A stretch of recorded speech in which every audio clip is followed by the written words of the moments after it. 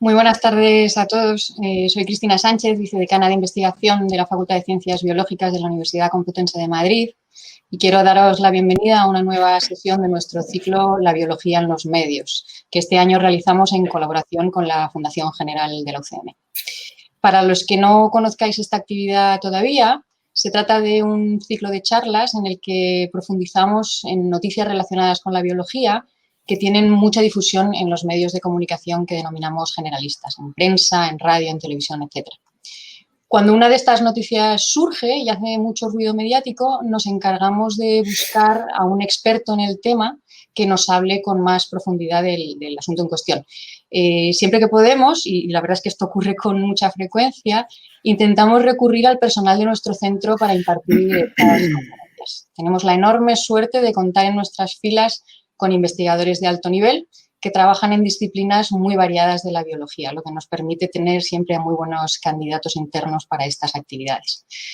Además, creemos que estas charlas son una oportunidad magnífica no solo para profundizar en esas noticias que se publican en los medios de comunicación, sino para visibilizar a los investigadores complutenses en general y a los que trabajan en nuestro centro en particular. La Complutense es una institución docente, por supuesto, y la Facultad de Ciencias Biológicas es un centro docente dentro de esta institución también, por supuesto. Pero somos instituciones y centros investigadores. Y creemos que este tipo de actividades pueden ayudar a asentar este concepto que para nosotros es tan importante y que no siempre está completamente asumido. Bueno, como os podéis imaginar, y atendiendo al contenido de las noticias científicas de todos los medios de comunicación durante los últimos 8 meses, podríamos haber dedicado la totalidad del ciclo La biología en los medios de este curso académico a la COVID-19. No hemos querido hacerlo porque no queremos contribuir a que otras cuestiones importantes desaparezcan de nuestras cabezas. La emergencia climática, los avances en biotecnología, en biomedicina, etc. Pero sí nos parecía muy oportuno dedicar un par de sesiones a visibilizar cómo los investigadores complutenses están arrimando el hombro durante la pandemia. Durante la primera de estas sesiones os hablamos de 2 proyectos de esta universidad que permitieron, el primero de ellos, analizar casi 30.000 muestras en residencias de mayores durante los meses más críticos de la pandemia. Y el segundo, si todo va bien, monitorizar a toda la comunidad complutense semanalmente a través de muestras de saliva. Lo que queremos contaros hoy es cómo investigadores de la facultad están intentando aportar otro granito de arena a la lucha contra la COVID-19, incorporando al SARS-CoV-2, al virus responsable de esta pandemia, a sus proyectos de investigación. Tenemos en concreto a 3 compañeros del centro, a los que muy posiblemente no haga falta que presente, pero que os iré presentando en los próximos minutos, que están desarrollando o participando en trabajos tanto preclínicos como clínicos.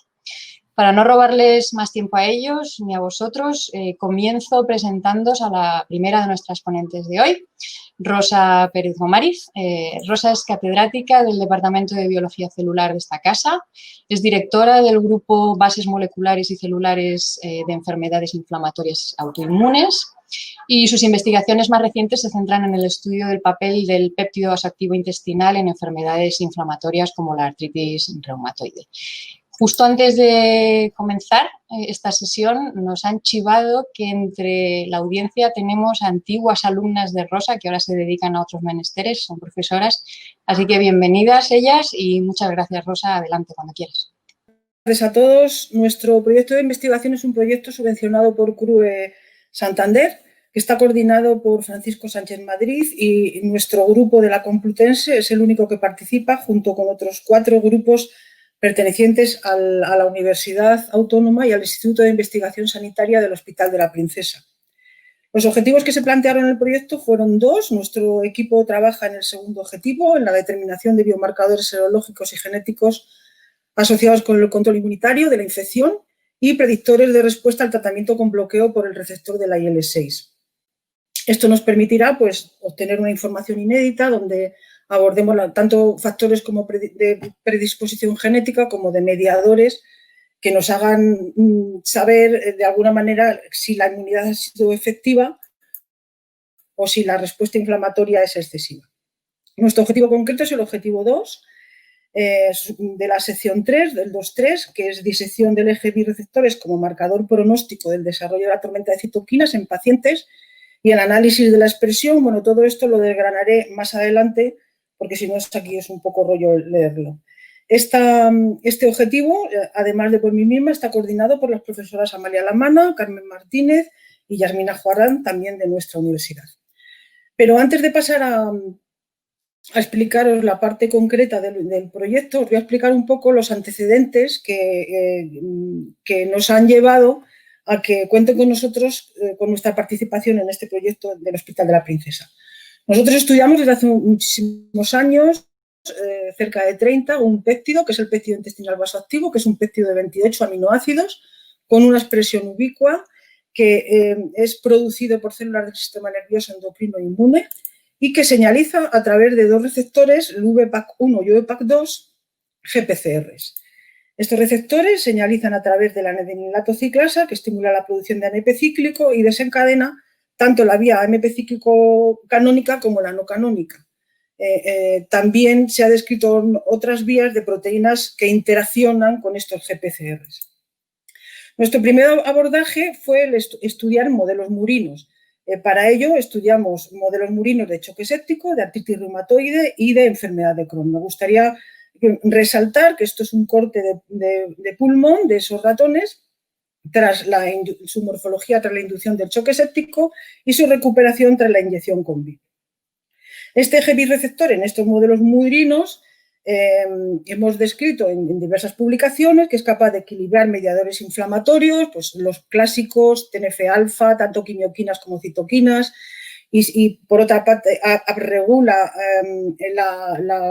los mediadores antiinflamatorios y downregula los proinflamatorios. En parte lo hace equilibrando la expresión de los Toll receptor, pero también tiene la característica de downregular factores de coagulación, de inhibir molecular de adhesión, de reducir proteínas de fase aguda, de proteger de la erosión ósea y en cuanto a la inmunidad adaptativa, potencia la vía TH2 frente a la vía TH1.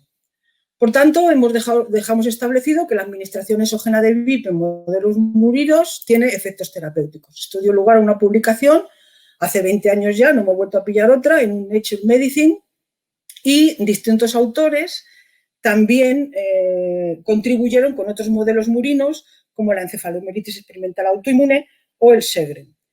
Nuestra siguiente pregunta fue ¿cuál podría ser su aplicación clínica? Para ello, en una primera parte, colaborando con el doctor José Luis Pablos y en una segunda del Hospital 12 de Octubre y más recientemente con el doctor Isidoro González Álvaro del Hospital de la Princesa, nos planteamos abordar su aplicación clínica en humanos.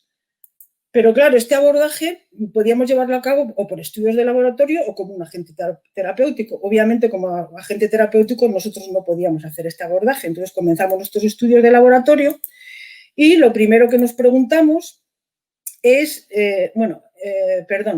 este abordaje lo llevamos a cabo tanto en enfermedades reumáticas como en enfermedades tiroideas, esto es más reciente, con dos tipos de aproximaciones, con 3 tipos de aproximaciones y con 2 tipos de muestras, en sangre periférica y en sinovecitos fibroblásticos.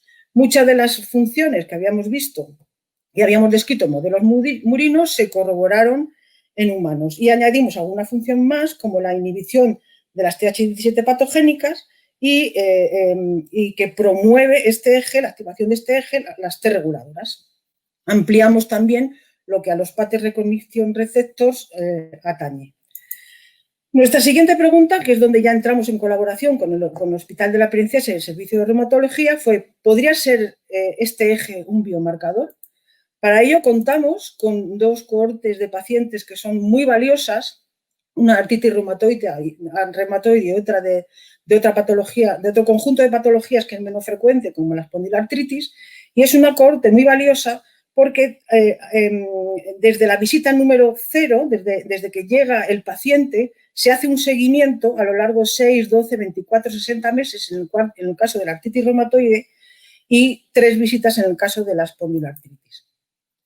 Lo primero que hicimos fue medir los niveles séricos de VIP en esta artritis temprana y observamos que los niveles más bajos de VIP eran eran mucho más frecuentes en pacientes con artritis reumatoide y con artritis indiferenciadas. Estos niveles más bajos de VIP sérico se asocian con una actividad moderada o elevada. Por otra parte, tras 2 años de seguimiento de esos pacientes, lo que observamos es que aquellos pacientes que todavía mostraban una actividad elevada eran los que presentaban los niveles más bajos de VIP. En ese sentido, en espondiloartritis también observamos que los niveles más bajos están asociados con un índice de discapacidad específico para este grupo de patologías que se denomina BASFI.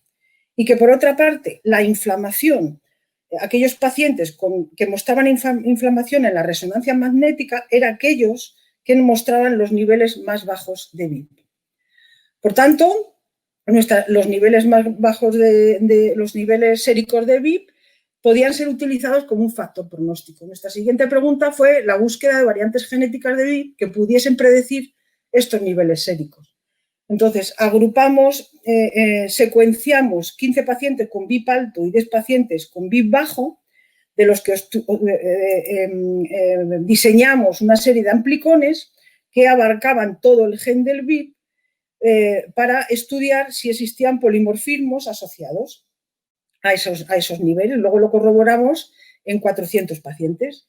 Entonces, observamos que existían 3 polimorfismos en el gen del VIP asociados a sus niveles séricos, de tal manera que 2 los asociamos a niveles bajos de VIP, el nivel de VIP es significativamente más bajo en aquellos que portaban el alelo menor de los SNPs, y 1 asociado con niveles de VIP alto.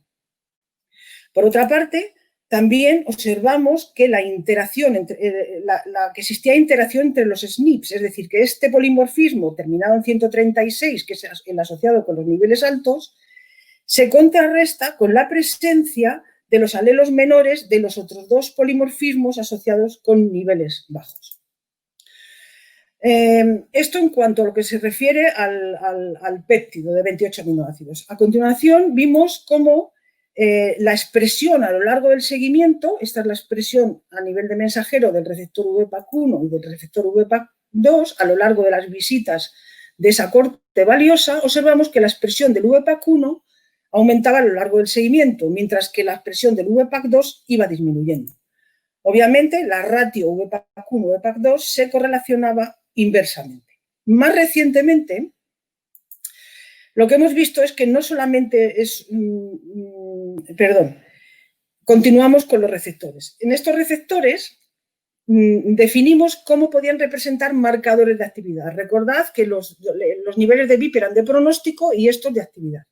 De tal manera que, como podemos observar, la expresión de interleuquina 6 disminuye significativamente a lo largo del seguimiento. Recordad que la interleuquina 6 es una de las dianas más utilizadas en la COVID, bloqueando el receptor.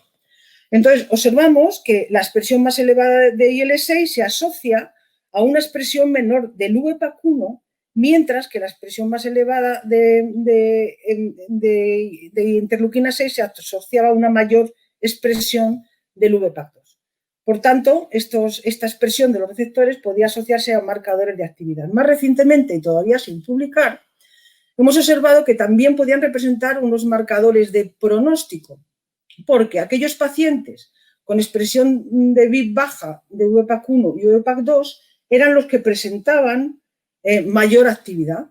Agrupamos a los pacientes en baja expresión de los receptores en rojo y normal o alta en verde. Entonces, aquellos que tenían la expresión más baja eran de VPAC1 y VPAC2 eran los que presentaban mayor actividad, mientras que aquellos pacientes que tenían una expresión alta o normal en verde eran los que presentaban una menor discapacidad. Esta es la discapacidad, es un índice que se utiliza en el Hospital de la Princesa, y el HUPI es un índice de actividad para esos pacientes. Pasando ya a nuestro proyecto concreto en COVID, los compañeros con los que trabajamos del Hospital de la Princesa, esta sobre todo os la pongo para que veáis con qué pacientes vamos a trabajar.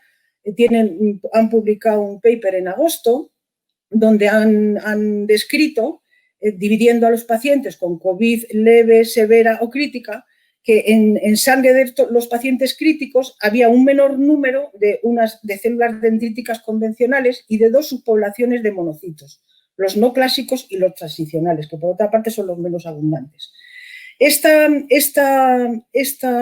menor cantidad de células de esas subpoblaciones en los pacientes críticos se encontraban en mayor número en el pulmón, donde además se observaba un grado más alto de activación y estaban asociados con la presencia de CD8. Por otra parte, también señalaron cómo en sangre de pacientes leves era mayor el número de esos monocitos transicionales, con lo que han deducido que podían representar esa presencia en sangre de esos monocitos transicionales un biomarcador de buen pronóstico. Nuestra hipótesis, por tanto, ya aludiendo a nuestro proyecto en concreto, es que el eje birreceptores sería un biomarcador de pronóstico de actividad en la COVID. Nuestras predicciones han sido que la expresión de los receptores se correlacionará con parámetros de gravedad de la COVID, que los niveles más bajos de BIP del suero se podrán asociar a los pacientes críticos, que la presencia de esos polimorfismos del gen asociada a los niveles podrían representar un buen marcador pronóstico y, por último, nos proponemos estudiar la expresión de ese eje en el pulmón de pacientes críticos, lo cual pues, podrá aproximarse a validar su potencial terapéutico. Por tanto, nuestro objetivo 2.3 lo hemos dividido en dos fases. El análisis de la expresión de los receptores de BIP en células del sistema inmune de pacientes con la infección.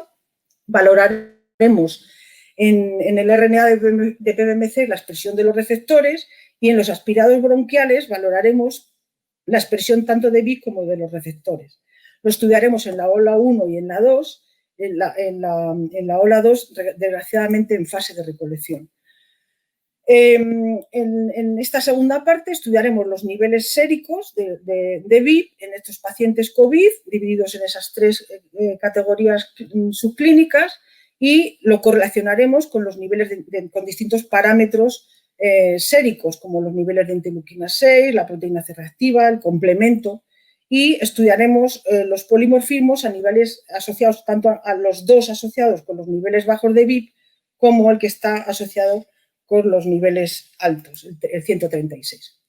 Hasta aquí nuestra parte, pero además de nuestro grupo de investigación y como corroboración de los resultados que nos podemos obtener, es lo siguiente. Me gustaría contaros lo siguiente.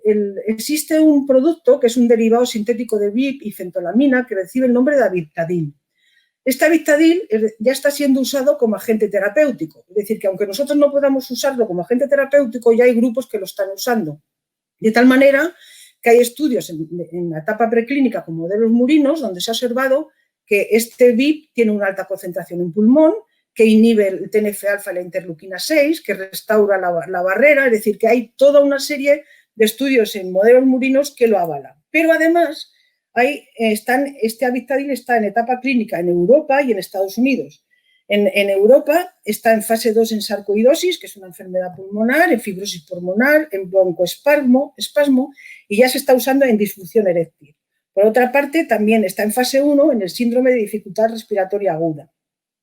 En Estados Unidos está ya reconocido como medicamento huérfano, en el mercado está para la disfunción eréctil y está en fase 1 en 8 pacientes con síndrome de dificultad respiratoria aguda. De los 8 pacientes, a las 2 semanas 7 salieron del hospital y 1 falleció.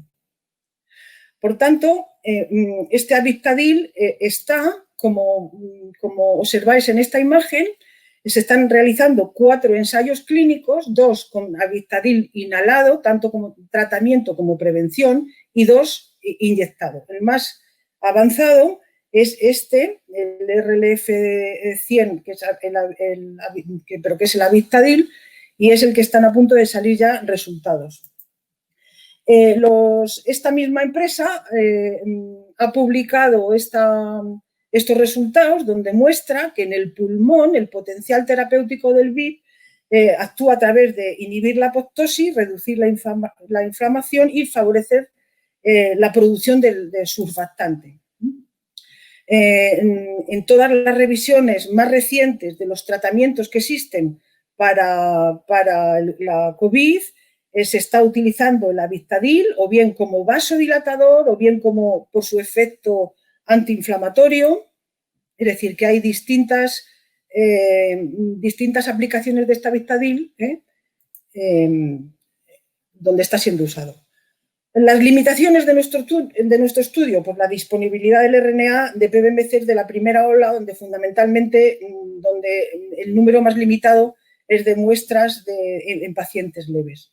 Por tanto, bueno, pues nos proponemos seguir profundizando en esta patología tan terrible, en el potencial como agente antiinflamatorio, lo que contribuiría a la regulación de la tormenta de citoquinas por esa capacidad que tiene de equilibrar los factores pro y antiinflamatorios, tanto a nivel sistémico como en el pulmón, y su potencial como biomarcador, tanto en los niveles como en los polimorfismos del péptido de sus receptores. Pues nada, todo este trabajo, por supuesto, hubiese podido ser posible si no hubiese existido un equipo detrás, formado, además de por las personas que os he mencionado antes, por Irene, Mar, Selene, Raúl y David. Muchas gracias por vuestra atención. Muchas gracias, Rosa. Interesantísimo proyecto. Gracias. Se me ha olvidado deciros, aunque lo habéis visto en el vídeo y está puesto ahora mismo en el chat, que podéis ir haciendo vuestras preguntas. A la derecha en vuestras pantallas tenéis una pestaña que lleva el nombre de preguntas. Podéis ponerlas ahí y al final de las 3 presentaciones abriremos un turno en el que leeremos las más votadas. No solo podéis poner vuestras preguntas, sino que podéis votar a las que otra gente ponga y las leeremos en orden de votos. Si os parece, pasamos a la siguiente presentación. Dejamos las preguntas para el final. Y nuestro siguiente ponente es Jesús Pérez Gil, catedrático de Bioquímica y Biología Molecular, también de esta facultad. Jesús es en la actualidad, además del decano del centro, presidente de la Sociedad de Biofísica de España y de la Asociación Europea de Sociedades de Biofísica.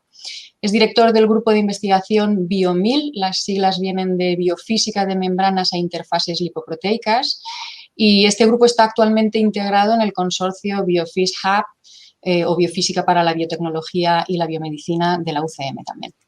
Su grupo lleva más de 20 años investigando sobre los mecanismos moleculares y biofísicos del sistema surfactante pulmonar y, como todos sabéis, el pulmón es la principal diana afectada por esta patología, por lo que trabajar en surfactante pulmonar tiene mucho sentido en este contexto. Cuando quieras, Jesús, adelante. Muchas gracias.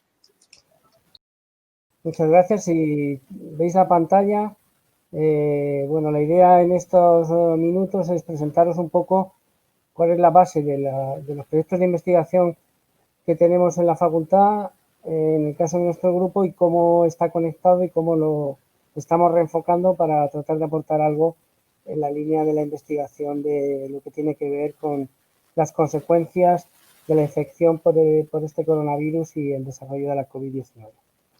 Como estaba diciendo Cristina en la presentación, nuestro grupo de investigación, aquí tenéis una foto pues de no hace demasiado tiempo, lleva años trabajando en diferentes aspectos relacionados con la biofísica y los mecanismos moleculares de este sistema que os he representado en esta figura que tenéis en la pantalla, que es el sistema surfactante pulmonar, que es un complejo lipoproteico que secretan las células alveolares tipo 2 al epitelio y que recubre completamente la superficie de todos los espacios aéreos en donde tiene que desarrollarse la respiración.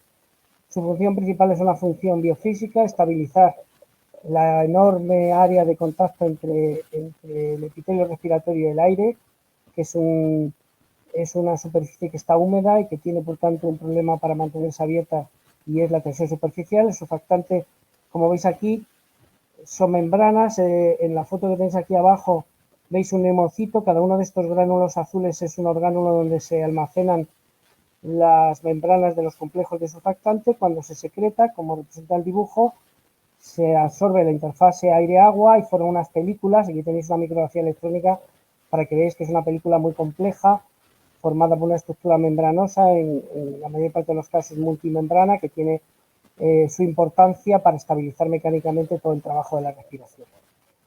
Nosotros, como os decía, tenemos modelos que hemos desarrollado en el laboratorio. Aquí os he puesto un par de peliculillas para que veáis que podemos simular lo que sería un alveolo pulmonar en forma de una burbuja de aire a la que inyectamos surfactante y vemos cómo estabiliza la interfase en condiciones estáticas o en condiciones en las que sometemos la burbuja a ciclos de compresión-expansión como en los alveolos durante la respiración, y vemos su estabilidad en función de que el surfactante funciona adecuadamente, tenga su composición perfectamente definida y se forman películas estables. Y este tipo de modelos son los que utilizamos para desarrollar nuestros proyectos, que tienen que ver, como os podéis imaginar, con establecer relaciones estructura-función entre el surfactante y la respiración o el adecuado funcionamiento del tejido pulmonar en condiciones de salud y en condiciones de patología. Esto que os he puesto aquí es el último proyecto que tenemos financiado del Plan Nacional, que empezó el año pasado y terminará a finales del año próximo. Y como veis, pues por su nombre tiene que ver con entender lo suficiente de cómo funciona el surfactante para poder desarrollar nuevas oportunidades terapéuticas. Esto esencialmente en la actualidad pues se convierte en 3 líneas de investigación que nos están permitiendo cerrar 3 tesis doctorales. Una tesis doctoral que está terminando de preparar José Carlos Castillo y que está destinada a entender cómo es la arquitectura, la estructura de los complejos de surfactante según los sintetiza y los secretan los neumocitos. Y aquí tenéis un ejemplo de algo muy novedoso que estamos estudiando, y es el surfactante que purificamos del líquido amniótico de madres donantes, porque es un surfactante que todavía no ha sido expuesto al aire, el bebé todavía no ha empezado a respirar y por tanto ese surfactante se parece al que está recientemente sintetizado y secretado por los neumocitos. Otra tesis doctoral está siendo también terminada de escribir por Chiara Utilio y está destinada a analizar cómo los surfactantes afectan diferentes patologías respiratorias, varias de ellas con un fuerte componente inflamatorio, y ya podéis ver aquí dónde va a ir la conexión con el problema de la COVID.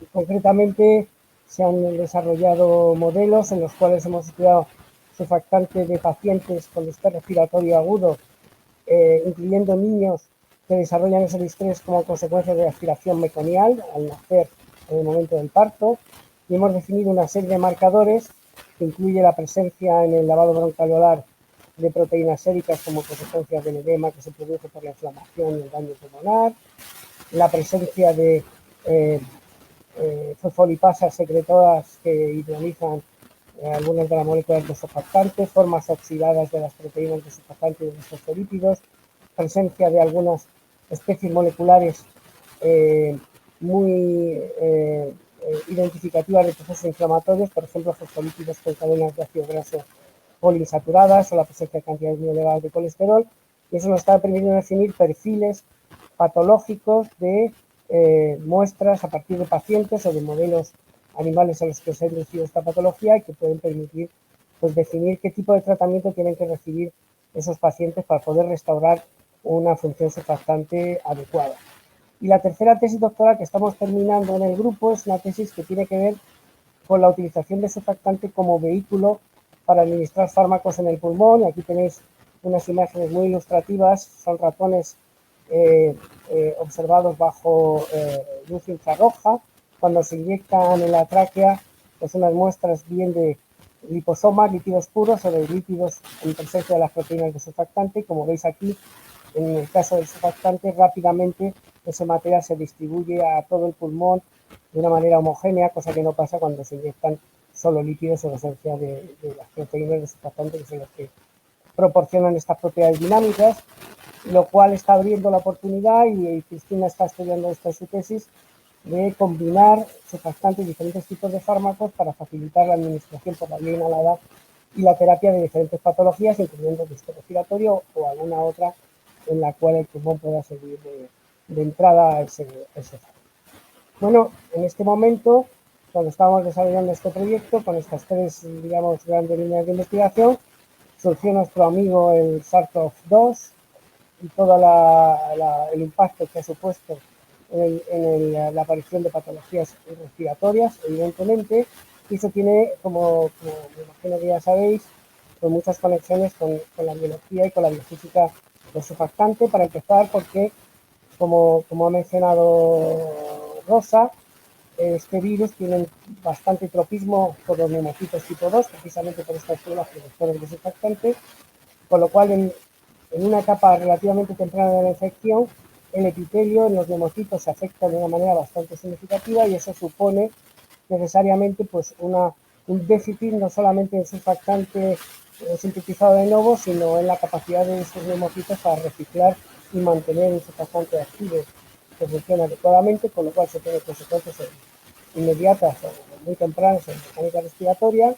Además, como sabéis, el desarrollo de la COVID-19 desde sus fases menos severas a las fases más severas, pues supone la aparición de una patología de tipo distrés respiratorio agudo, aunque parece más claro que este tipo de ARDS tiene peculiaridades distintas de ARDS por otros orígenes, pero desde luego lo que ocurre, y en esto sí que este tipo de daño pulmonar inflamatorio tiene que ver con lo que hemos estudiado en otros distrés respiratorios agudos, es que hay una fuerte inflamación, una respuesta exacerbada del sistema inmune. Esto genera una alteración bastante clara del surfactante y eso tiene diferentes consecuencias en la parte biofísica, es decir, en la mecánica respiratoria, que evidentemente empieza a ser defectiva, y esto supone la necesidad de entubar al paciente para poder proporcionar ventilación asistida, pero además el surfactante tiene una comunicación muy intensa con todo lo que es el sistema inmune, con lo cual la alteración del surfactante lleva también a desregulación del sistema inmune, y eso tiene consecuencias que van desencadenando progresivamente fenotipos más y más severos, donde el surfactante está alterado, pero no sabemos muy bien hasta qué punto el surfactante es un elemento clave en la generación, en la evolución de la patología, o su restauración puede ser una manera también de abordar el tratamiento desde el punto de vista del fenotipo de estos pacientes. En esa línea, lo que se ha planteado, precisamente por el hecho de que el déficit de surfactante parece ser un marcador temprano, es la posibilidad, igual que sucede con el tratamiento de niños con déficit en la producción de surfactante, se ha planteado la posibilidad de aplicar también un reemplazamiento con surfactante exógeno en estos pacientes y aprovechar ese reemplazamiento con surfactante para también administrar fármacos que vayan vehiculizados de una manera mucho más eficiente al pulmón y que vayan dirigidos pues a atacar, digamos, tanto la parte inflamatoria como la parte relacionada con la disminución, el bloqueo de la progresión de la respirabilidad. Nosotros, ¿cómo hemos abordado esto? Bueno, para empezar, como habéis visto, los objetivos de nuestro proyecto de investigación fundamental está muy conectado. Lo que hemos hecho ha sido, para empezar, reenfocar algunos de los objetivos que ya teníamos definidos para este proyecto. Por ejemplo, el estudio de patologías respiratorias, para incluir también el estudio del efecto sobre el surfactante de la patología en pacientes de COVID-19, y hemos empezado a estudiar la capacidad de vehiculización de surfactante para fármacos que están ya empezando a utilizarse en el tratamiento de estos pacientes, con idea de poder aportar preparaciones terapéuticas que puedan ser utilizadas en medicina respiratoria. Además, como colaboramos con empresas farmacéuticas que desarrollan estos surfactantes, teníamos conocimiento de algunos ensayos clínicos piloto que ya se están empezando a completar en diferentes países, tratando de ver si la administración de surfactante exógeno mejora la recuperación de los pacientes de COVID-19, y hay algunos resultados preliminares muy prometedores. Nosotros empezamos a proponer esto en diferentes proyectos. De hecho, presentamos un proyecto que incluía contribuciones en estas tres líneas al hackathon que organizó la Comunidad de Madrid. De hecho, por ese trabajo que hicimos en el hackathon, la Complutense a nuestro grupo le dio un premio de programa Compluemprende. Pero lo que es interesante, y esto lo quería comentar como ejemplo de para qué pueden servir este tipo de eventos de comunicación entre investigadores, que han surgido una serie de contactos. Por ejemplo, estamos ya estudiando el efecto sobre el surfactante de la patología COVID-19. Hemos estudiado ya unos cuantos pacientes a partir del análisis biofísico de las muestras obtenidas de lavados broncoalveolares de pacientes en estados, digamos, agudos y más severos de la COVID-19, y tenemos resultados preliminares que necesitamos completar con el análisis de más pacientes, pero que confirman, como sospechábamos, que en las etapas más tempranas ya hay deficiencia bastante significativa en el comportamiento biofísico del surfactante, que puede ser un elemento que contribuya a la exacerbación de la patología y su conversión, su evolución hacia los fenotipos más severos. Hemos empezado a trabajar con una empresa farmacéutica, el líder en el mercado de los surfactantes terapéuticos, para estudiar la posibilidad de incorporar en los ensayos clínicos que se están haciendo con surfactantes exógenos de preparaciones complementadas con fármacos antiinflamatorios, concretamente con corticoides, y hemos estudiado y publicado con la empresa de qué manera se puede facilitar la victimización de estos corticoides utilizando combinaciones surfactantes. Y estamos también planteando un proyecto europeo en colaboración con varios grupos, en donde se están desarrollando modelos celulares del tipo long on chip. O sea, son modelos en los cuales se puede mimetizar de alguna manera el epitelio respiratorio. Nuestro papel va a ser introducir el surfactante como elemento adicional para que esos modelos de epitelio más surfactante puedan ser utilizados para exponerlos a virus o a patológicos o a modelos virales que simulan la forma de infección y las consecuencias de la infección de coronavirus SARS-CoV-2. Y si este tipo de proyectos salen adelante, pues esperamos poder tener no solamente experimentos a partir de los estudios con materiales procedentes de pacientes, sino poder desarrollar modelos más controlados en los cuales podamos hacer experimentos mucho más limpios. Y esencialmente esto es lo que quería contaros de las líneas por las que vamos. Ya veis que nuestro tema de investigación por fuerza tenía que estar conectado e inmediatamente nos pusimos a la tarea para conocer cómo funciona el surfactante y las consecuencias de las alteraciones de esta patología de surfactante podía ayudar a entender cómo abordar. Muchas gracias. Muchas gracias, Jesús. Interesantísimo también este tema, y la verdad es que encaja fenomenal con la línea de trabajo que lleváis en marcha desde hace tanto tiempo.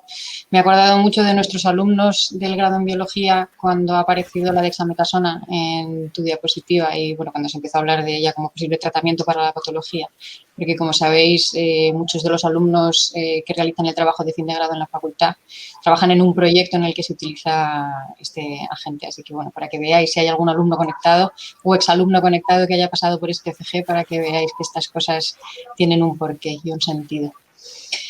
Os presento a continuación al tercer ponente de la sesión, a Agustín Zapata. Agustín es catedrático del Departamento de Biología Celular, también de la facultad. Fue vicerrector de investigación de la Complutense y de la Universidad de León, subdirector general de Terapia Celular y Medicina Regenerativa del Ministerio de Sanidad y Consumo, miembro de la red Tercel del Instituto de Salud Carlos III y de la red Advancel de la Comunidad de Madrid. Ha sido profesor visitante en multitud de instituciones internacionales, os nombro solo unas cuantas: Harvard, el MIT, UCLA, las universidades de Plymouth, Göteborg, Tokio, Cairo, etcétera, etcétera, etcétera. Y en lo que respecta a su investigación, se centra fundamentalmente en el estudio de la diferenciación linfoide y el papel ejercido por sus microambientes celulares, tanto en condiciones normales como en situaciones patológicas. Cuando quieras, Agustín, adelante. Muchas gracias. Muy bien. Bueno, como decía Cristina, bueno, buenas tardes, gracias por la invitación. Mi participación a nivel de investigación en el tema del COVID tiene que ver básicamente con dos tipos de proyectos distintos. Por mi formación y mi investigación, yo me he dedicado durante más de 45 años a analizar el papel que juegan los microambientes en la diferenciación de las células linfohematopoyéticas. Y esos microambientes a nivel celular incluyen los epitelios del timo, donde se producen los linfocitos T, y las células mesenquimales, que in vitro llamamos células estromales mesenquimales de la médula ósea. Bajo el paraguas de la red de terapia celular, de la cual formo parte desde hace muchos años, del Instituto de Salud Carlos III, que alberga más de 32 grupos de investigación dedicados a células madre, pues se han iniciado varios proyectos en tres, como queráis verlo. Participo desde la perspectiva de mi experiencia como inmunólogo y como persona que puede analizar fenotípicamente las poblaciones y los cambios en esas poblaciones como consecuencia de la infección por el virus. La patología del COVID es una patología multifactorial que afecta a muchos tipos celulares. Hablaba Jesús ahora del neumocito del epitelio pulmonar, pero realmente al menos en las primeras etapas de la enfermedad, el COVID lo que produce es lo que se llama una endotelitis, es decir, una muerte y una inflamación de los endotelios vasculares, con particular incidencia, pero no solo, en el pulmón, que va a producir una rotura de los endotelios vasculares con muerte, pérdida de plasma, edema, en este caso pulmonar, un infiltrado inflamatorio y además un foco para atraer células del sistema inmune que no funcionan como es debido. Rosa mencionaba algunas, como poblaciones poco frecuentes de monocitos y de células dendríticas, pero hay muchas otras poblaciones. Bien, sobre la base en este primer experimento o proyecto de la endotelitis,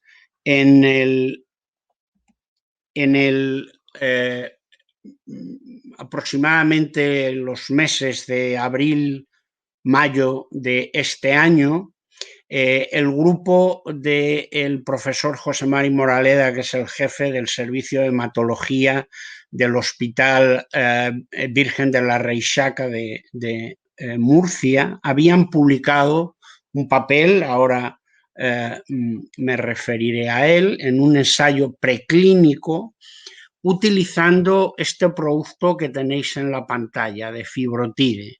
De Fibrotide es una mezcla de polímeros de oligonucleótidos consecuencia de la depolimerización de ADN de la mucosa porcina.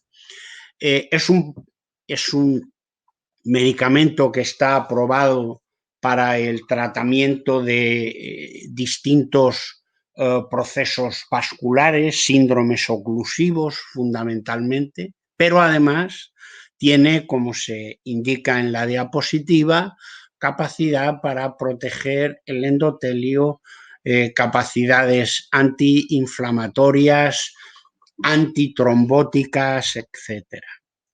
Comentando este experimento, que es el que tenéis en la pantalla, el tratamiento con Defibrotide de una patología que es lo que se llama la reacción injerto contra huésped, que es el principal problema que tienen los trasplantes hematopoyéticos, los trasplantes, digamos, de médula ósea, trasplantes alogénicos.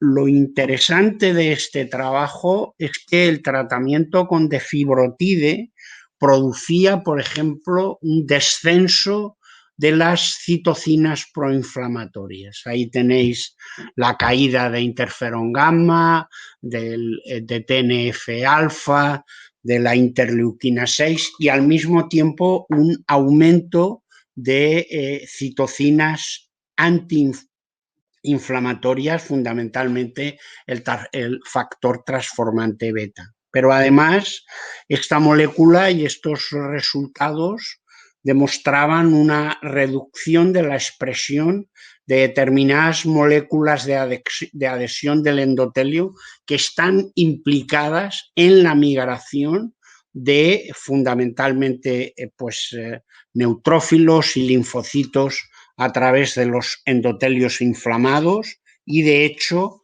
en este trabajo esto se comprobó haciendo en Transwell distintos experimentos de migración. Bueno, con estas características de Fibrotide, que es un producto comercializado por una Big Pharma que es Jazz Pharma, se pidió la realización de un ensayo clínico que tenéis aquí, un ensayo clínico que tenía un ensayo en fase 2, que estaba randomizado, multicéntrico, con 100 pacientes, que tenía todos los controles habidos y por haber, para probar si este de Fibrotide, el nombre del proyecto es este que figura aquí, de Facovid. Este proyecto fue aprobado por la Agencia Española del Medicamento, fue financiado por el Instituto de Salud Carlos III, y en este momento este proyecto tuvo en un principio un parón, porque realmente nos quedamos, por así decirlo, afortunadamente sin pacientes, no se recolectaron los pacientes suficientes, porque había empezado la caída de la primera oleada de COVID. Esto, como todos sabemos, desgraciadamente lo hemos superado rapidísimamente, y entonces en este momento estamos en aproximadamente 65, 70 pacientes. Lógicamente, hasta que no termine el ensayo no podemos saber cuántas son los resultados, cuántos pacientes se han curado, cuáles son sus características.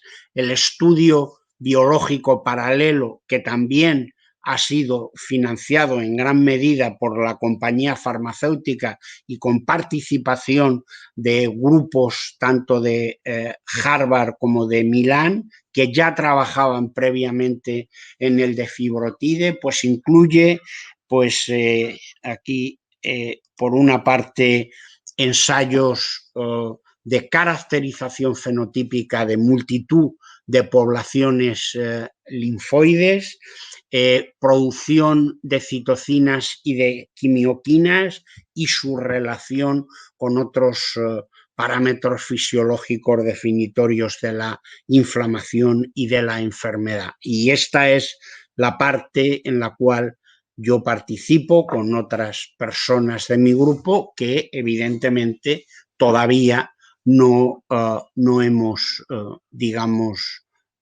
comenzado. Bien, la otra parte de mi relación con esta investigación tiene una historia un poco, si queréis, rocambolesca, pero real como la vida misma.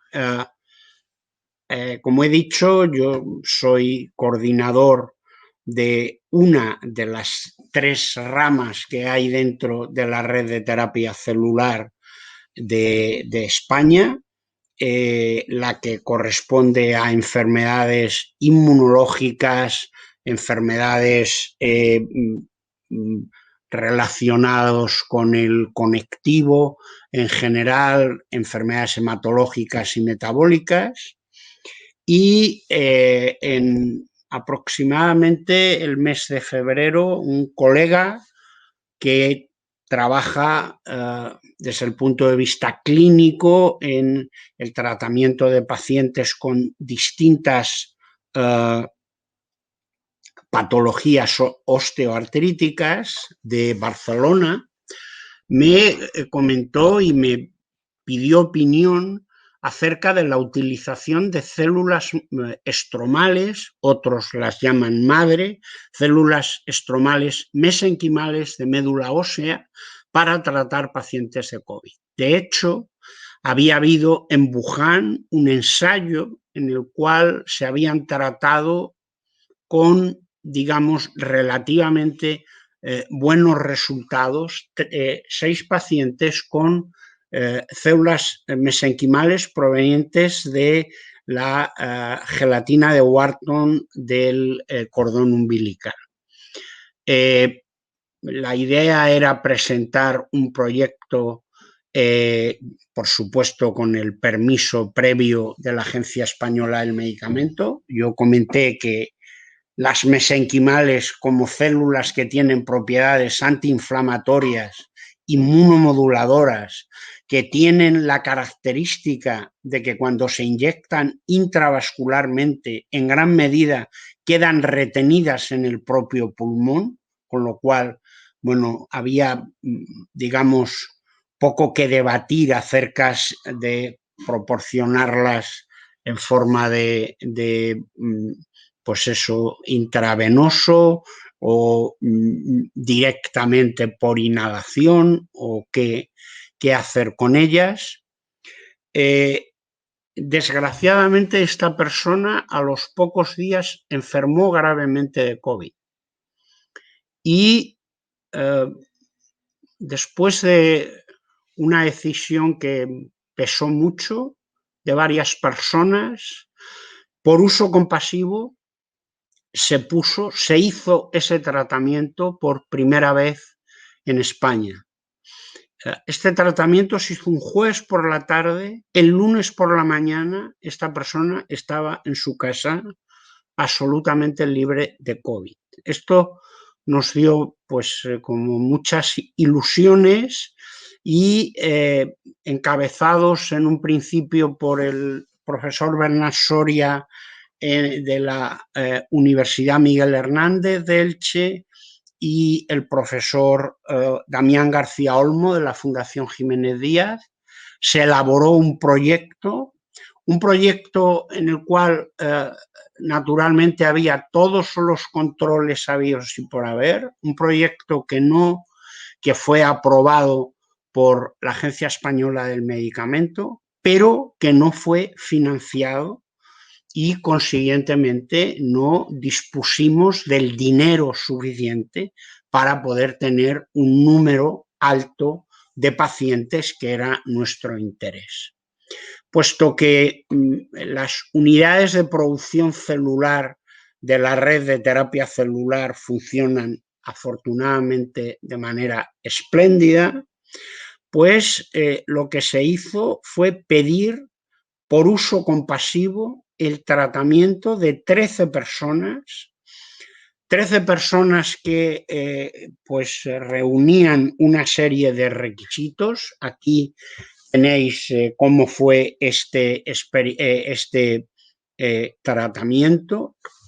Naturalmente, este tratamiento no tiene controles, es un uso compasivo, pero los 13 usos compasivos se aprobaron, las células se pincharon en la Fundación Jiménez Díaz, en el Hospital Gregorio Marañón de Madrid, en el Hospital Universitario de Salamanca y en la Clínica de Navarra, y los resultados fueron de estas 13 personas, 2 fallecieron y los otros 11 salieron adelante. Estos eran personas, todas ellas intubadas, en fase 5, fase 6 de la enfermedad.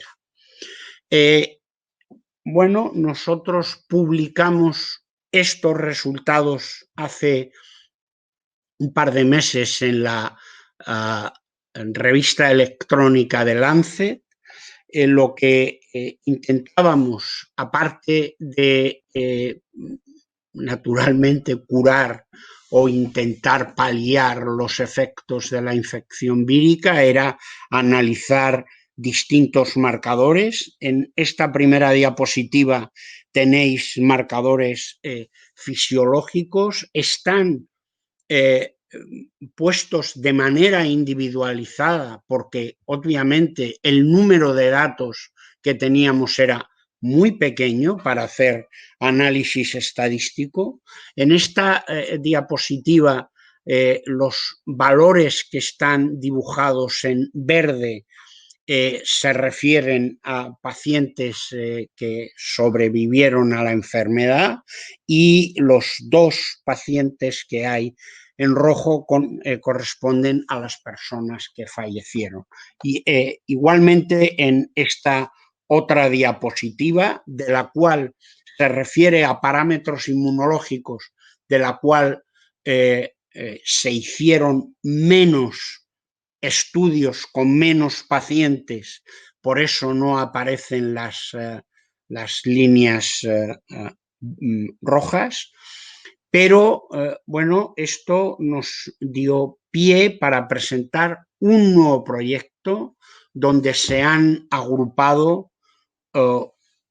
4 o 5 entidades que no estaban en el primer proyecto. Prácticamente todos los grupos clínicos que están aplicando células mesenquimales para otro tipo de terapia, para otro tipo de situaciones, y en este momento todavía no tenemos contestación sobre su financiación.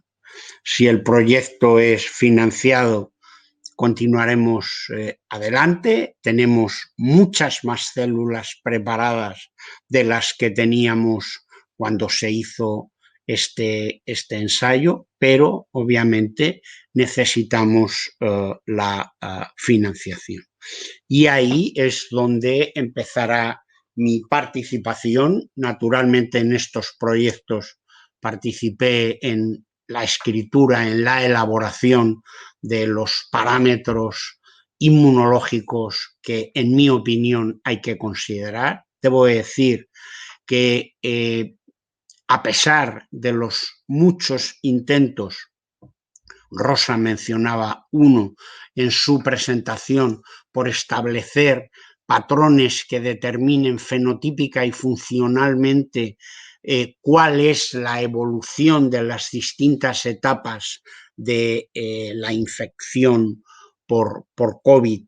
Esto no está en absoluto claro. Hay pacientes que tienen una sintomatología y que no, digamos, se acoplan al patrón fenotípico inmunológico que uno esperaría, de forma que hay, y si miráis con un poco de detenimiento estas gráficas que, insisto, no son muy representativas por el bajo número de muestras, pero fijaros que siempre hay 2 o 1, según el parámetro, que se disparan, que aparentemente van totalmente por libre, aunque el comportamiento clínico y el resultado final, que en mi opinión es lo fantástico, pues realmente sea el mismo. Y nada más, esto es a lo que yo me dedico. Gracias. Pues muchas gracias, Agustín, a ti también. Interesante, muy interesante el proyecto, como los 2 anteriores. Os voy a pedir, ya lo habéis hecho Rosa y Agustín, Jesús, que conectes la cámara para incorporarte al coloquio que comenzamos ahora. No tenemos ninguna pregunta ahora mismo en el chat, no seáis tímidos y animaros, y empiezo yo con alguna curiosidad, si queréis, para daros tiempo a escribir las preguntas. Empiezo por ti, Rosa. Como te he dicho, me parece un proyecto interesantísimo y me preguntaba, basándose en vuestra experiencia, ¿cuál crees que va a ser la ventana que os va a dar más información sobre el valor pronóstico de vuestro eje VIP de receptores? El momento en el que comienza la patología, antes de que comience la patología, ¿dónde creéis que vais a ser más exitosos? Claro, lo ideal sería disponer, que ya en esta segunda ola dispondremos de los que llegan más leves para, midiendo esos niveles séricos y esa expresión de los receptores, predecir un poco la evolución, ¿no? Dependiendo de los niveles, pero por supuesto será un factor más de los que hay. El equipo de la princesa ya ha determinado otro de los niveles basales de interleuquina 6, por ejemplo, ¿no? Que les sirven esos niveles basales al llegar los enfermos pues para ver si se les aplica correctamente el tocilizumab, que es un bloqueante del receptor de la IL-6. Entonces, bueno, pues ese es un poco... Por otra parte, es una limitación del estudio. La falta de pacientes, en esta segunda ola ya tendremos más pacientes. De la primera no tenemos casi, ¿no? Entonces, pues vamos a... Y si no hay de la primera ola, pues también nos dará bastante información lo que pasa en el pulmón, ¿sabes? De la expresión tanto de los receptores como de los niveles. Uh-huh. ¿Y crees que podría tener capacidad no solo pronóstico, sino también predictiva? ¿Tú crees que vuestro sistema puede ser capaz de predecir respuesta a otro tipo de tratamientos? En principio, no. Uh-huh. Creo que no. Vale. En principio. Muy bien. Y bueno, para los dos, para Rosa y para Agustín, ¿cuáles son los efectos secundarios de los tratamientos, el Aviptadil, en tu caso, Rosa, y del tratamiento que habéis hecho vosotros, Agustín, con vuestros 13 pacientes? ¿Algún efecto secundario digno de mención? No. A ver, bueno, Rosa, tú si quieres. Primero. Bueno, yo contesto. A ver, hay multitud de ensayos con células mesenquimales desde hace muchos años, más de 1000 ensayos clínicos en la base de datos de NIH, y estas células se pueden utilizar halogénicamente, que es una ventaja enorme en clínica, y aparentemente no tienen efectos secundarios. El único efecto secundario que tienen es el hecho de que queden atrapadas. Sí, estás de vuelta. De que queden atrapadas en la red vascular del pulmón, porque eso parece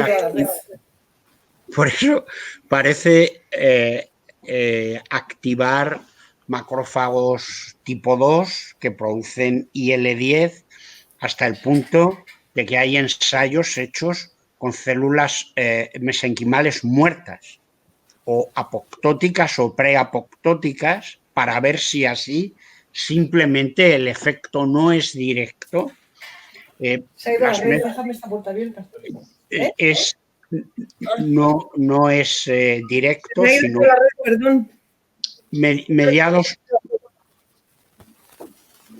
mediados por otras células. El de fibrotide puede producir hemorragias, pero en un paciente muy, evidentemente, como los datos son secretos, lo único que sabemos, y es el ejemplo que te puedo poner para contestarte, es un paciente diabético al cual 3 días antes de poner el de fibrotide, es decir, fue al hospital a que le amputaran una pierna como problema de la diabetes.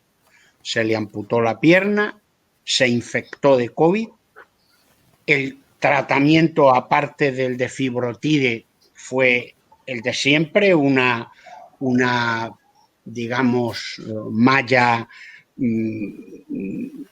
fuertemente envolviendo el muñón.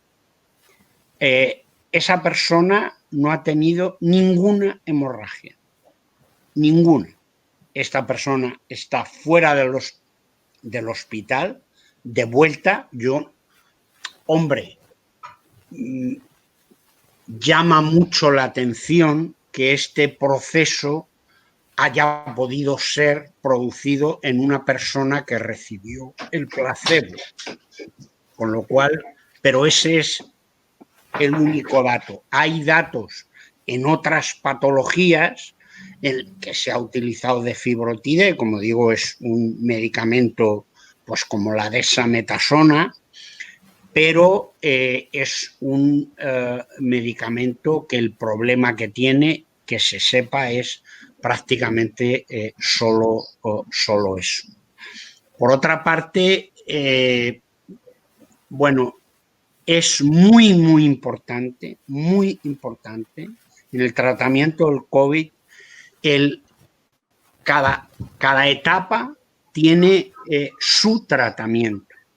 Por ejemplo, la IL-6 que acaba de mencionar Rosa, parecía que el bloqueo de la señalización de IL-6 y su receptor iba a ser un resultado muy bueno. Bueno, eso está descartado por la OMS porque efectivamente se bloquea, los pacientes mejoran, pero hay un efecto rebote en muchos de ellos, probablemente porque el receptor recicle después de haber entrado en la célula y bueno, la cosa es muy complicada. Los tratamientos, los únicos tratamientos, independientemente de otros efectos secundarios, que parecen en las últimas etapas de la enfermedad tener algún buen resultado, son los antiinflamatorios e inmunomoduladores. Por ejemplo, melatonina, que es uno de los tratamientos que le dieron a Trump, es un inmunomodulador, un inmunosupresor. Ciclosporina, a pesar de que no hay un ensayo clínico, dexametasona, que sí lo hay, y células madre mesenquimales. En este momento hay más de 60 estudios igual que el que nosotros propusimos. Mesoblast acaba de sacar sus resultados en Boston. Tuvimos una videoconferencia para discutir estos resultados en un curso hace aproximadamente un mes y eran milimetrados. Por favor, si hay alguien escuchando, que coloque 1 millón de euros encima de la mesa, que es nada. Yo quería pedir disculpas, pero es que se me ha ido toda la conexión y no... Bueno, la pregunta que me has hecho de los efectos secundarios, básicamente que baja la presión arterial, pero no tiene ninguno más. Al combinarle con la fentolamina se resuelve. Vale. Sigo yo. Bueno, Jesús levanta la mano. Sí. Interven adelante. Pues una pregunta para los dos, cada uno para lo suyo, que es un tema que nos interesa mucho y es el tema de la forma de administración. Entiendo que en el caso de fibrotide será vascular, obviamente, porque va dirigido, entiendo, a la parte vascular de los sistemas, aunque eso puede tener, como decía antes Cristina, efectos secundarios sistémicos. Me pregunto cuánto, en ese caso, y mucho más en el caso del Avictadin la administración local vía pulmonar podría ser mejor en cuanto que va a tener efectos más locales y más dirigidos. Y me ha parecido que en los tratamientos de Avictadil que has mencionado, Rosa, había algunos para administrar inhalados, ¿no? Algo así. 2 inhalados, sí. De hecho, una de la Avictadil en la sarcoidosis, uno de ellos es inhalado. El de fibrotide. ¿Qué? El de fibrotide, de hecho, una de las innovaciones que tiene este proyecto es que se suministra mediante una bomba que lo va metiendo de poco en poco, precisamente para evitar estas sangrías a las que hacía referencia antes. En otros tratamientos se da una dosis y se repite a las 6 u 8 horas, pero esto se da continuo. Y las células mesenquimales, esto fue un debate importante. Las células, hay muchos ensayos hechos, por ejemplo, de distrés respiratorio, donde el efecto de las mesenquimales no es nada bueno con los datos que hay. Claro, son ensayos fase 1, pero siempre se han obtenido de médula ósea, no de adiposo. Estas células eran de adiposo y hay que saber muy bien inyectar las células. Pero la gente fundamentalmente del Gregorio Marañón, del Gregorio Marañón de cardiología y de cirugía de la Jiménez Díaz son expertos porque las han utilizado, sobre todo estos últimos, y estos sí que tienen un fase 3 aprobado y un medicamento aprobado para el tratamiento de fístulas relacionadas o no con Crohn. Entonces, pero hay que tener, bueno, puedo contar que algunos de los primeros ensayos que se hicieron, no con COVID, con otras cosas, con mesenquimales, pues alguien para desinfectar dio alcohol para el pinchazo, ¿no? Pensando que esto era, pues, cualquier medicamento. Obviamente murieron todas y el resultado fue un desastre. ¿Sabes lo que pasa también con el Avictadil? Que al ser un péptido endógeno se reducen muchísimo los efectos secundarios, porque al fin y al cabo es un inmunomodulador como la melatonina, como la hormona del crecimiento, como cantidad de productos endógenos que pueden tener efectos terapéuticos, ¿no? ¿Y se puede modular su expresión endógena, Rosa? ¿Hay formas de intervenir terapéuticamente para aumentar los niveles endógenos? No, no hay nada publicado que hayamos visto, no. Yo tenía otra pregunta, la gente parece que no se anima, así que seguimos nosotros. Para Jesús, en este caso, está clarísimo que el surfactante tiene unas propiedades biofísicas, biomecánicas y de vehiculización, vamos a utilizar el palabra, de fármacos interesantísimas, pero el surfactante también tiene una función, hasta donde yo sé, muy importante desde el punto de vista inmunológico. ¿Os habéis planteado meterle mano a esa parte del surfactante? En el contexto del COVID, por supuesto. Sí, ahí vamos, nosotros nos dedicamos más a la función biofísica porque la parte responsable, que son fundamentalmente los fosfolípidos y las proteínas hidrofóbicas, que son muy poco inmunogénicas, permiten hacer preparaciones relativamente poco problemáticas en cuanto a efectos vía sistema inmune. Evidentemente, los materiales que se están utilizando terapéuticos son la mayoría de origen animal y esto asegura que no tiene problemas porque la parte que tiene más relevancia en cuanto a inmunomodulación, aunque las proteínas hidrofóbicas también hacen algunos efectos que están descritos, son las proteínas hidrofílicas que evidentemente pues hay que tener mucho cuidado cuando se trabaja con ellas.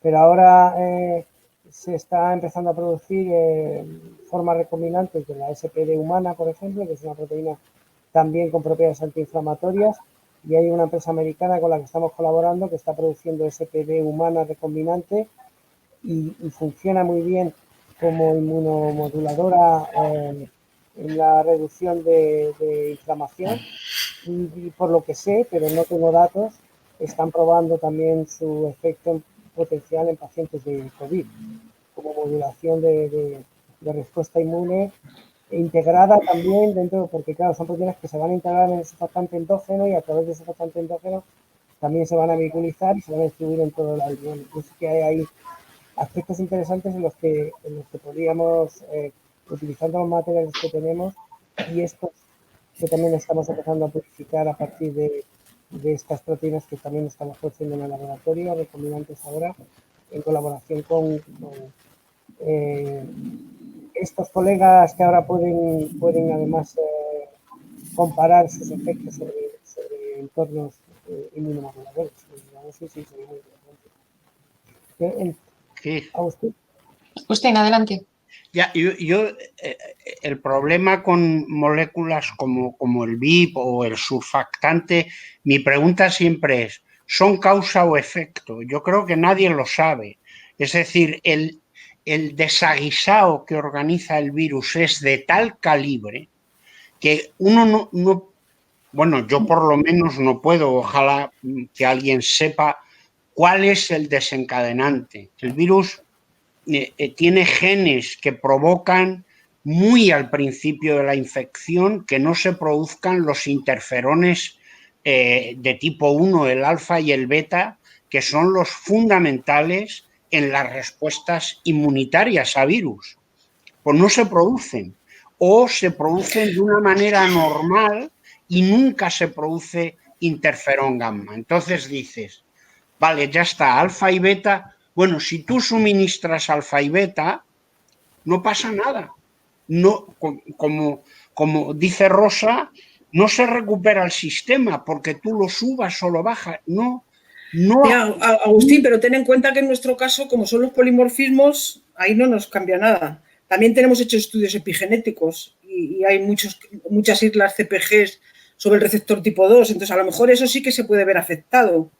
Pero estudiar los polimorfismos de BIP alto, BIP bajo...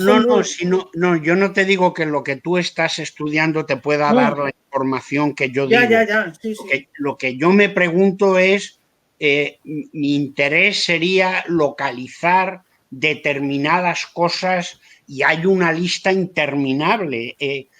Hay que tener en cuenta y la gente tiene que saber que como consecuencia de la premura por publicar los resultados, se están publicando muchos resultados sin referee, sin evaluación y sale todo. Así pasó con la hidroxicloroquina. Por un lado está claro, evidentemente, pero cualquiera con dolor de frente piensa que un virus como el ébola o un paramecio no tiene nada que ver con este tipo de virus. Inclusive cuando se compara con el COP1 o con el SARC y tiene un 80% de homología, los resultados son totalmente diferentes. De cualquier manera, yo creo que los tratamientos tienen que ser multitarget, o sea, que será una combinación de un montón de fármacos, Diana,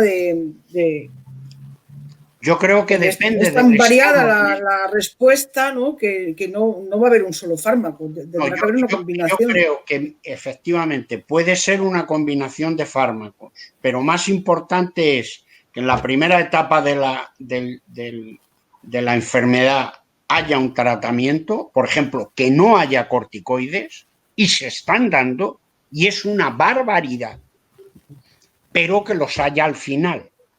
Que ese es el ensayo de momento único, el de la desametasona de Oxford, que demuestra que realmente funciona. Pues en cada etapa probablemente será una combinación de cosas diferentes. Sí. Si me permites añadir algo, realmente yo creo que lo que se está mirando son escenarios súper complejos, multifactoriales, y el problema es tratar de decir algo muy claro ahí, sin ir a los escenarios más tempranos, que probablemente se están desencadenando antes de que se intuben los pacientes y demás, que también pueden ser heterogéneos por los diferentes fenotipos de la gente. Lo que se llama ARDS, síndrome de dificultad respiratoria, es un cajón de muchísimas cosas distintas, y cuando se ha intentado, por ejemplo, tratar con surfactantes pensando que el surfactante y su disfunción podía ser una causa o al menos un componente importante de la patología, lo que ha salido es una cosa súper heterogénea que no se ha podido entender. Y cuando se ha separado ARDS primario, cuando el efecto ha sido, digamos, directo sobre inflamación o daño sobre el epitelio pulmonar, o secundario como consecuencia de una inflamación generalizada que puede tener otro origen, la situación y el resultado ha sido completamente diferente. Entonces realmente yo creo que estamos en una etapa súper temprana de algo tan... Por eso yo digo fundamental es cuando llegan los leves, ¿sabes? Claro, yo creo que el encontrar factores de pronóstico de cómo va a evolucionar ese paciente con parámetros según llega es fundamental. Claro. Como en todas las patologías, pero bueno. Claro, pero ¿cómo cazas muestras de pacientes, sobre todo si encima las cosas interesantes pueden estar pasando en pulmón o en epitelio o mucosa respiratoria, donde se ha producido la infección y se están desencadenando efectos? Ahí hace falta buenos modelos in vitro también, o modelos animales. Y yo creo que en esto necesitamos más modelos que todavía están por desarrollar. No sé si conocéis vosotros buenos modelos celulares de infección por COVID, pero yo creo que eso es muy necesario. Sí, eso es muy interesante porque,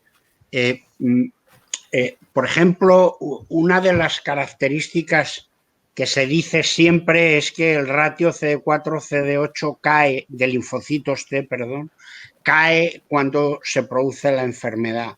Y en unos pacientes da eso y en otros pacientes no. En unos pacientes es porque CD4 baja y en otros pacientes es porque sube CD8. Bueno, pues la realidad es que si tú miras sus poblaciones de CD4, el comportamiento no es igual. Y un punto clave es por la dificultad de... Tú no puedes estar a un paciente de estos tomándole muestras del lavado broncoalveolar cada semana.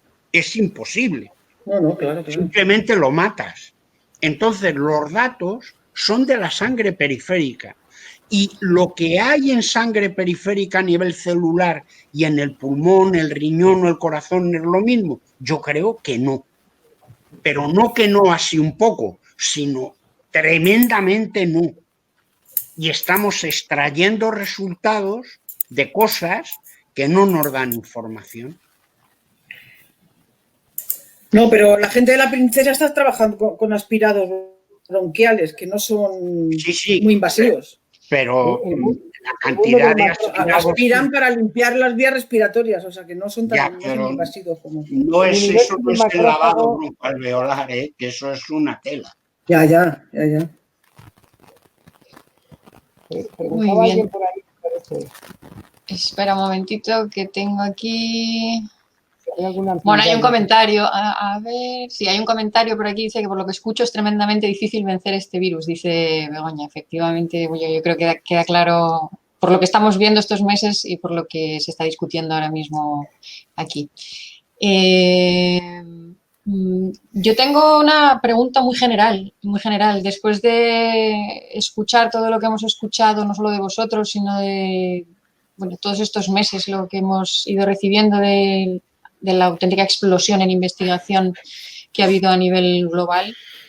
¿Creéis que la solución pasa por la vacuna o por unos buenos tratamientos o, por lo que estamos viendo aquí, combinaciones de tratamientos con unos buenos marcadores pronósticos que nos va a proporcionar Rosa, con un buen vehículo de los tratamientos que nos va a proporcionar Jesús, con las herramientas que nos va a proporcionar Agustín? ¿Dónde creéis que va a estar la solución? ¿Tenemos que esperar a la vacuna o tenemos que encontrar buenos tratamientos? Mira, en los últimos 30 años solo se han producido 3 vacunas contra virus. No hay una vacuna contra el SIDA. Y por comparar con una enfermedad, con el número de personas infectadas y de pacientes fallecidos importante. Es más importante encontrar un tratamiento. Probablemente las vacunas, lo bueno que van a tener es que van alguna a paliar los efectos del virus y sería suficiente que no impidiera, aunque no impidiera la infección, impidiera que el virus fuera mortal. Eso es absolutamente fundamental. Pero hay un problema del que nadie habla o muy poca gente habla, y es que hay más de 60 vacunas más o menos a punto. En los Estados Unidos la FDA quiere hacer un comité absolutamente independiente para decir qué vacuna sí, qué vacuna no, qué vacuna la primera y qué vacuna la siguiente. Imaginaros los tiros que hay por eso a nivel económico. Imaginaros que los anticuerpos que le han puesto al señor Trump eran de un amigo suyo que tenía una startup y jugaba al golf en el mismo campo que este señor. ¿Vale? Dios mío, cuánta frivolidad. Esto es la realidad. Viene en el New York Times, no tengo yo una agencia de filtración al respecto. ¿Vale? Entonces, es muy, muy complicado. y es probable que muchas de estas vacunas no valgan para nada. No sabemos realmente si las inmunoglobulinas protegen o no protegen, si sobre todo al principio se ha estado midiendo anticuerpos anti la proteína N que no son neutralizantes, pero que es del virus. Solo los anticuerpos anti-S son realmente los neutralizantes. ¿Cuánto duran? Y mi opinión es que duran de manera variable en las distintas personas. Depende de la intensidad de la enfermedad que haya. Hay una clara influencia genética, desde luego. Evidentemente, esto está perfectamente demostrado. Entonces, bueno, tu pregunta es del millón. Yo creo que lo esencial que necesitamos son antivirales. Y yo no estoy oyendo hablar de investigación en antivirales frente a este COVID. No sé si vosotros sabéis algo, pero evidentemente, igual que ha pasado con SIDA, tú lo has mencionado, lo que empezó a derrotar el SIDA fue disponer de un arsenal para poder combinar de varios antivirales. Que hay pocas dianas, pero son esas dianas las claves. En la potencia que tenemos en investigación hoy día, investigar las dianas moleculares de la proteasa y de las otras enzimas del virus y proteínas importantes para el ciclo, y yo creo que es lo que tiene que llevar al desarrollo de antivirales, que son los que van a solucionar el problema de pacientes con las patologías más severas y a paliar los efectos en tanto la gente se inmuniza naturalmente o con vacunas. Pero necesitamos antivirales. Yo no sé dónde está la investigación. Pero fijaros qué complicado es esto. Teníamos un receptor ACS1. Bueno, ahora tenemos otro, que es la neurofilina, que es el receptor de la semaforina, que abundan en los neutrófilos. La pregunta es, ¿hay tantos neutrófilos? Porque siempre que bajan los linfocitos, en la médula ósea se produce un aumento de progenitores mieloides en cualquier patología y se forman más neutrófilos. O es que el hecho de que el virus entre también o toque también a través de este segundo receptor modifica el comportamiento de los neutrófilos y todo lo que estábamos diciendo de la inmunidad innata está equivocado. Que tampoco la gente piense, yo es que soy pesimista. Sí, doy fe. Muy bien, pues sí. Una pregunta de tipo práctico. Claro, adelante. De colegas a colegas y por problemas que nos enfrentamos, ¿vosotros habéis trabajado con muestras de pacientes de COVID? El tema bioseguridad, ¿cómo lo lleváis? ¿Y cómo habéis lidiado con ello en proyectos en los que tenemos que trabajar desde la universidad? Pues nosotros nos van a enviar de la princesa los RNAs extraídos, los DNAs extraídos y los sueros, supongo que desactivados, porque ellos ya han estado trabajando con ellos para hacer los ELISAs de VIP. Nos enviarán los sueros desactivados, o sea que nosotros nos viene todo del hospital ya. Sí. A mí me han mandado los plotter con los estudios de citometría y yo decía este sí, este no. Eso va fácil. Como tú sabes, solo hay un P3 en la Complutense y trabajar con virus, si el virus se inactiva con ultravioleta o no, siempre queda una duda y con esto es mejor no jugar a nada. No jugársela, no, desde luego. A nada. Y por otra parte, en cualquier caso, mover las muestras desde donde se obtienen al laboratorio no es muy conveniente. No lo es en general, pero desde luego aquí menos. Pero por lo que tú dices, Jesús, motivos de seguridad, es complicado. Claro. No, nosotros estamos haciendo como Rosa, haciendo en el hospital todo y trayendo aquí los extractos orgánicos que ya no tienen nada y tratándolos con muchísimo cuidado. Nosotros tenemos a la doctora Lamana, Amalia, que la tenemos de intermediaria entre la Complu y la princesa, y es la que nos trae todas las muestras. Y dicen que allí en el laboratorio no tienen casi cuidado, van casi todos sin mascarilla porque todos lo han pasado ya. Digo, madre mía. Ella está horrorizada, va con 2 FP2, no sé qué, Ya, y pues, todos la han pasado. Ojo con los que la han pasado ya, ¿eh? Ya, las reinfecciones, ya. Muy bien. Bueno, pues yo creo que vamos a cerrar aquí. Muchísimas gracias a los 4. Ha sido un Gracias rato a a la ti. mar de agradable y Gracias a muy vosotros. ilustrativo. Hemos aprendido muchísimo. Un momento, que acaba de entrar una pregunta. Hola. Andrea, ups, acaba de desaparecer la pregunta. No me ha dado tiempo a leerla. Lo siento en el alma. Andrea, si quieres envíame un correo y le transmito tu pregunta. Les transmito tu pregunta a los ponentes. Cristina, están en la pestaña de publicadas, no en nuevo. Ah, ahora la veo. Perdonadme, Darío y Andrea, que no las había visto. Gracias, Ana.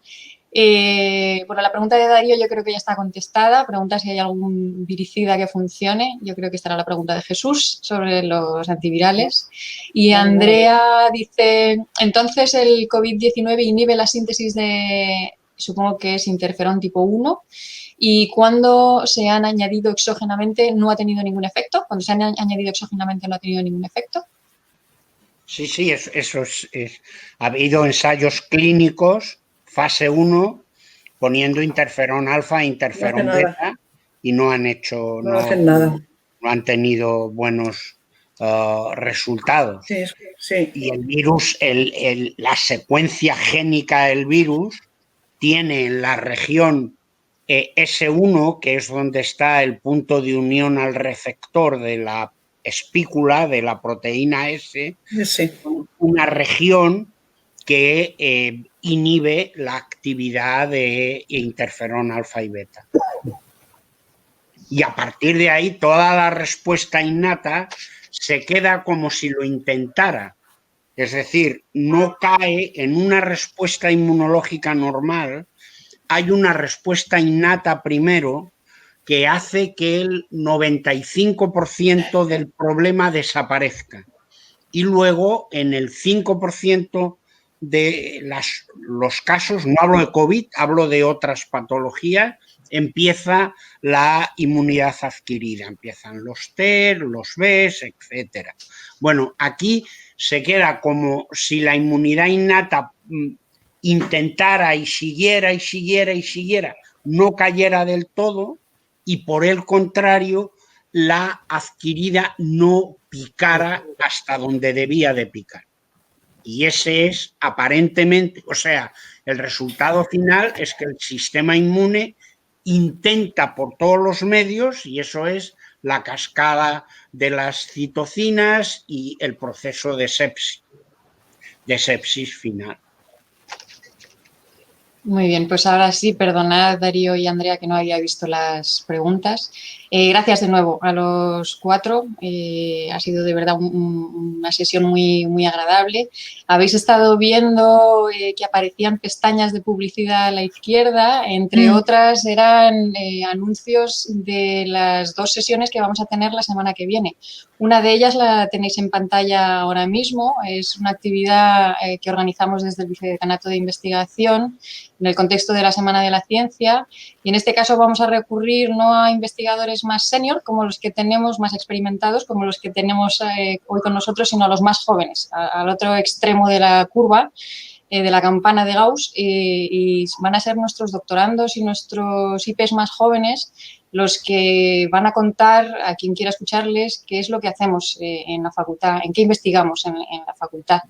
Y el otro seminario que me acaban de poner, muchísimas gracias al personal de la Fundación que está atento a todo, es la última sesión, sí, otra senior, la última sesión que vamos a tener sobre coronavirus. Como os he dicho al principio, no queremos saturar este ciclo con charlas de coronavirus, pero esta tercera sí nos apetecía mucho hacerla, y vamos a tener de vuelta a Isabel Sola del CNB, que estuvo con nosotros 2 semanas antes de que nos confinaran, hablándonos de un virus que empezaba a aparecer, bueno, que había causado un brote en China y empezaba a aparecer en Europa, en Italia, con algunos poquitos casos entonces. Y 2 semanas después estábamos todos encerrados en casa. Isabel va a volver a la facultad para contarnos lo que han supuesto estos meses de intensísima investigación, no solo en su laboratorio, sino en todo el mundo. Y con esto cerramos, a no ser que haya una noticia de impacto global que creamos que merezca la pena. Vamos a cerrar las sesiones en torno a coronavirus. y volveremos a las otras cuestiones que no queremos dejar de lado. Seguimos inmersos en una emergencia climática que no tenemos que olvidar. Siguen ocurriendo muchas cosas muy interesantes desde el punto de vista de la biomedicina, de la biotecnología, etcétera, etcétera, etcétera, y queremos dar cobertura a todas esas cosas. Así que os animamos a que nos sigáis en las redes sociales, os animamos a que nos enviéis vuestras propuestas sobre temas que queréis que desarrollemos en este ciclo de conferencias, y termino, por supuesto, dándole las gracias a la Fundación General de la UCM, que es quien se ha encargado de la retransmisión, que, como veis, en cuanto amaga un pequeño problema, ya están ahí para resolverlo. Muchísimas gracias a todos y cuidaos mucho. Gracias. Un abrazo muy fuerte. Gracias. Gracias. Adiós. Chao.